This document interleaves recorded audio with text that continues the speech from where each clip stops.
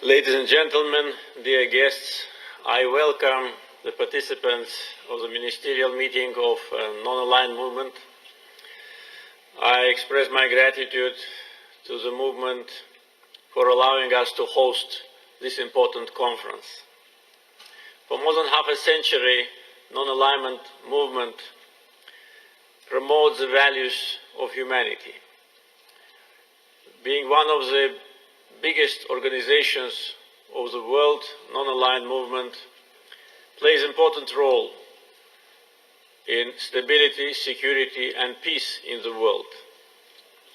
Non-alignment movement is strongly committed to international law norms, principles of territorial integrity, sovereignty, and independence of all its members. Azerbaijan is a relatively new member of non-alignment movement. We've been adopted to our family in 2011, and immediately we started to feel support from our organization, from member states. The reflection of that support was demonstrated during the procedure of the election of Azerbaijan as a non-permanent member of United Nations Security Council. It was also in 2011. Right after adoption, we felt the strong support of our partners. It was not easy because we had strong rivals. The rivals were not members of our organization. It took us 16 rounds to be elected finally as a non-permanent member with the support of 155 countries. And the support of non-alignment movement and also Organization of Islamic Cooperation was crucial for us being elected to the leading international body. It once again demonstrates our strength. It demonstrates that when we're united, we can achieve a lot. It demonstrates high level of solidarity between member states. It also demonstrates the capability of our organization. And being elected to the Security Council of United Nations, Azerbaijan for 2 years represented all the member states. We declared that we will defend justice and international law, which is violated in many cases for so many years. Azerbaijan witnessed and experienced violation of international law and justice. For more than 25 years, our country's territories are under Armenian occupation. Nagorno-Karabakh, which is a historical part of Azerbaijan, and other historical regions of Azerbaijan, 7 regions, are under Armenian occupation. 20% of internationally recognized territory of Azerbaijan was occupied by Armenia. As a result of the occupation, more than 1 million Azerbaijanis became refugees and internally displaced persons. Our people were the subject of the ethnic cleansing policy held by Armenia. Armenia committed Hocalı genocide against Azerbaijanis, which is now recognized by more than 10 countries of the world. And we also count on the support of the member states to address this issue and to express their position on this crime against humanity. As a result of the Hocalı genocide, 613 innocent people, among them 106 women, 63 children, were killed, brutally killed, and tortured. Thousands were missing, injured, and this is a crime against humanity. Unfortunately, occupation continues until now. And despite the decisions and resolutions of international organizations, and I once again like to express gratitude to non-alignment movement, to our family, that the organization adopted resolutions on the conflict between Armenia and Azerbaijan, supporting the resolution of the conflict based on the territorial integrity of Azerbaijan. We are very grateful for this support. Other international organizations adopted similar resolutions. United Nations Security Council adopted 4 resolutions demanding immediate and unconditional withdrawal of Armenian troops from the territories of Azerbaijan. Unfortunately, they are not implemented. There is no mechanism of implementation of these resolutions. Organization of Islamic Cooperation, European Parliament, Parliamentary Assembly of the Council of Europe, OSCE, and other leading international organizations, all of them adopted resolutions and decisions demanding restoration of the territorial integrity of Azerbaijan, but they are not implemented. And unfortunately, despite the brutal violation of international law, despite the genocide Armenia committed against Azerbaijanis, this country was not sanctioned. If Armenia was sanctioned in the beginning of the conflict, I think today the conflict would have been resolved a long time ago. So we are strongly committed to resolution of the conflict based on the principles and laws of international law and sovereignty and inviolability of the borders of Azerbaijan. On the occupied territories, everything is destroyed. OSCE sent twice a mission to collect facts, and the report demonstrates that all our historical monuments, our mosques, our cemeteries, our historical monuments, museums have been destroyed by Armenian vandals. And this is a genocide against our culture. The occupation of Azerbaijani territory must be stopped, and only after that peace will come to the region. Armenia cultivates xenophobia. It's a country which is a mono-ethnic country. No other nation lives there. 99.9% of the population of Armenia are Armenians.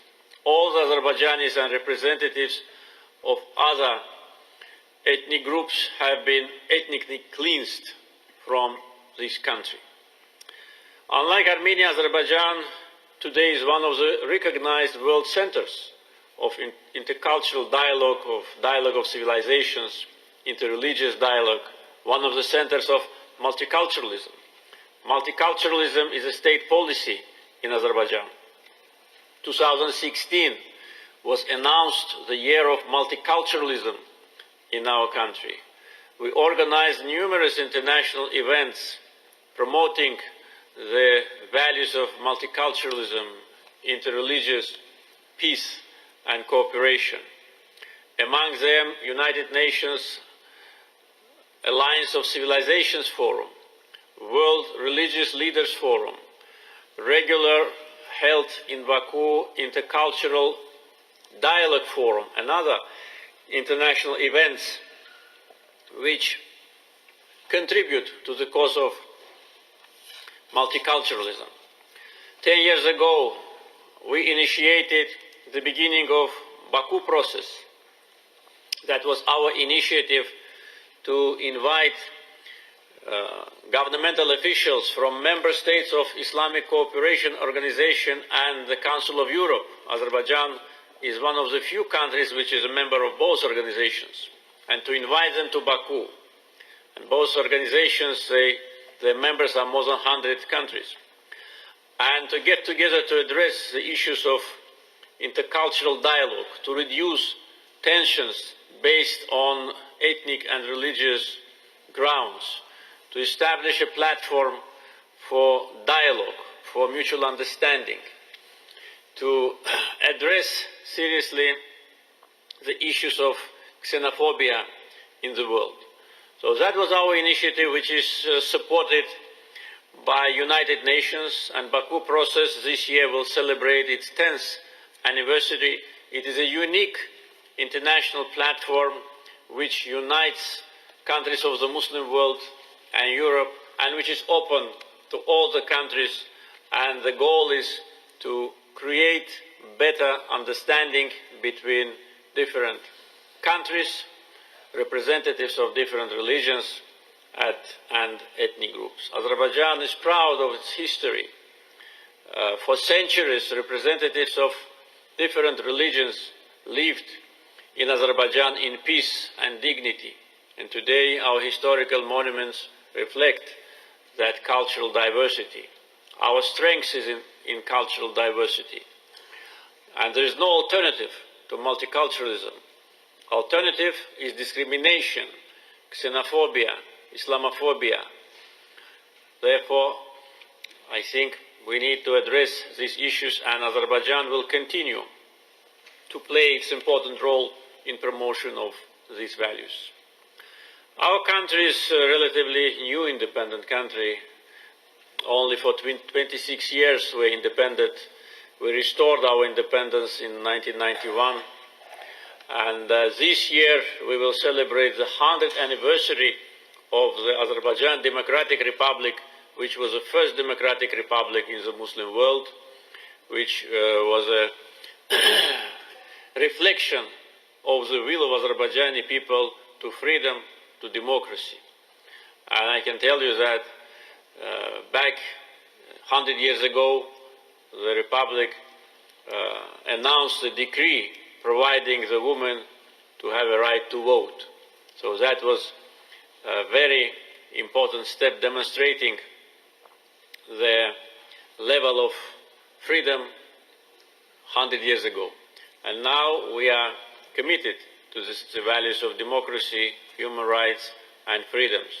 But as an independent country, we exist for 26 years, and these years were not easy, especially in the beginning. We had difficult problems, of course, Armenian occupation, internal difficulties, political crisis, civil war, economic decline, but we managed to overcome all the difficulties and now demonstrate very rapid economic development. Economic development is a foundation for our independence. We clearly understand that we must be economically strong, not dependent on other countries or financial centers. Only in this case we can conduct independent policy, which is Azerbaijan is proud of. Therefore, we concentrated on our economic agenda and created strong economy, and today Azerbaijan is a self-sufficient country. We provide assistance to many countries, and I'd like to inform you that also we decided to provide educational grants for students from the member states to study in our universities. Our economic performance in the last 15 years was very rapid. GDP in the last 15 years grew 3.2 times. I think this is a world record. At the same time, we invested a lot in human capital. Level of literacy in Azerbaijan is close to 100%. During the last 15 years, we built and reconstructed more than 3,100 schools, more than 600 hospitals. More than 5 million of our population, which is a half of population, every year gets a free medical checkup in our hospitals, and the life expectancy grows. Therefore, social protection of our people is one of the main directions of our policy. For many times I said that in the center of our policy is the citizens of Azerbaijan, their well-being, their health, their security, and we do everything in order to provide better conditions for our people. But for that, we need strong economy and diversified economy. One of the achievements of Azerbaijan during the last 15 years was a rapid reduction of poverty and unemployment. The level of poverty dropped from 49 to 5.4%, and unemployment is at the level of 5%. And we also have to take into account that during the last 15 years, population of Azerbaijan grew 1.5 million people. Therefore, creation of new jobs for us is a permanent process, and of course we need to have financial resources for that, we need to have good investment climate for that. We managed to attract more than $230 billion in direct investments to our country during the last 15 years. Our economic results are reflected in the reports of leading financial institutions, economic institutions. Davos World Economic Forum, with respect to countries' competitiveness, ranks Azerbaijan number 35. And among the developing countries with respect to Inclusive Development Index, Azerbaijan is number 3. So all what has been achieved was achieved by the people of Azerbaijan, was achieved by our policy. We didn't get any support from anyone. We concentrated on issues which are of national interest, of strategic importance. And we demonstrate that in 26 years, if you are committed to the development, if you are truly independent, and if the life of the people is in their hands, you can achieve a lot. Azerbaijan plays an important role in regional development, in not only from humanitarian and cultural point of view, but from a point of view of connectivity, plays an important role in bringing together the continents to create a platform for mutually beneficial cooperation. I'd like to mention our efforts with respect to creation of the railroad transportation between the continents. Today, East-West corridor, railroad corridor, already is functioning due to the efforts of our country and our neighbors. We do these projects together with our neighbors because in connectivity you need to have a good relations, first of all, with your neighbors and then with the countries of the region. Therefore, East-West transportation corridor is already a reality. Last October it was inaugurated in Baku, and which is a transportation corridor which saves at least 2 weeks of time in order to transport goods from Asia to Europe and from Europe to Asia. But that was only part of our efforts. Another important project is South-North corridor, which also, as a result of the efforts of regional countries, becomes a reality. Azerbaijan invests largely to the creation of these corridors and is active participant of East-West and South-North corridor. So having no access to international markets, being a landlocked country, we managed to transform Azerbaijan into a Eurasian transportation hub. Now we are working on another project which is South-West corridor, which will allow countries of Asia to bring goods to Southern and Central Europe. Azerbaijan organized many important international events. Among them, of course, political, economic fora, different conferences. But 2 events I'd like to mention, especially because they have a very big meaning for the reasons which I was talking about, for intercultural dialogue, for cooperation and mutual understanding between representatives of different nationalities, countries, and religions. In 2015, Azerbaijan held the first inaugural European Games, which were held at the level of Summer Olympic Games. And in 2017, we organized 4th Islamic Solidarity Games. So in 2 years' time, in one city, we organized the games of European nations and Islamic nations. So that was also contribution to the intercultural dialogue and to mutual understanding between all the people in the world. Azerbaijan is the only member of non-alignment movement which is bidding for Expo 2025. The bid in itself demonstrates that we think that we are capable to organize such an important global event. And for a country which is only 26 years old, I think it will be a good opportunity to demonstrate what we achieved and what can be achieved if you are truly independent. if you are not dependent on anyone, you can achieve a lot. Therefore, I count on the support of the Member States to support our candidacy, and also that will be a demonstration, another demonstration of our solidarity. We need to support each other. We have more or less similar challenges in front of us, similar problems, more or less similar past. We all want to live independent life. We all want to live our own life. We all do not want someone to tell us what to do, to interfere into our affairs, to dictate us. And in order to do it, we must be strong. And we can be strong only together. I'd like to express gratitude to all our guests for being with us and wish the conference success. Thank you.